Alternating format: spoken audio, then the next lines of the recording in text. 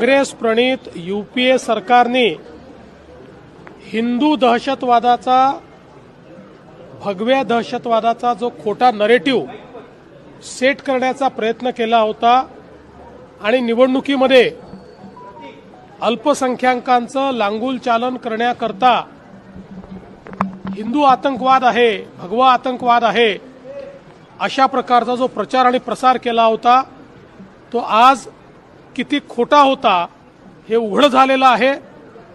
ज्या प्रकारे षडयंत्र रचून भगवा आतंकवाद दाखवण्याचा काँग्रेसने आणि यूपीएने प्रयत्न केला होता हे कोर्टाने पुराव्यादिशी आज सांगितलेलं आहे। खरं म्हणजे ज्यांच्यावर त्यांनी कारवाई केली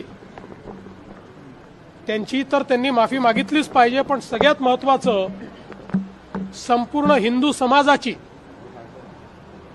काँग्रेसने पोलिसांना दोष देणार नाही। यूपीए सरकारने हे षडयंत्र तयार केलं होतं आणि त्या षडयंत्राला पूर्ण करण्याचा दबाव हा पोलीस यंत्रणेवर होता आणि त्यामुळे पोलीस यंत्रणेने त्यावेळी केलेलं हे काम आहे। त्यामुळे पोलीस यंत्रणा दबावाखाली काम करत होती। त्यांना एवढंच सांगण्यात आलं होतं की आता इतके मोठ्या प्रमाणात बॉम्बस्फोट होत आहेत, वेगवेगळ्या प्रकारच्या घटना होत आहेत आणि त्यातनं जगामध्ये इस्लामिक टेररिझम अशा प्रकारचा एक शब्द कॉइन झाला होता जो 9/11 नंतर मोठ्या प्रमाणात कॉइन झाला।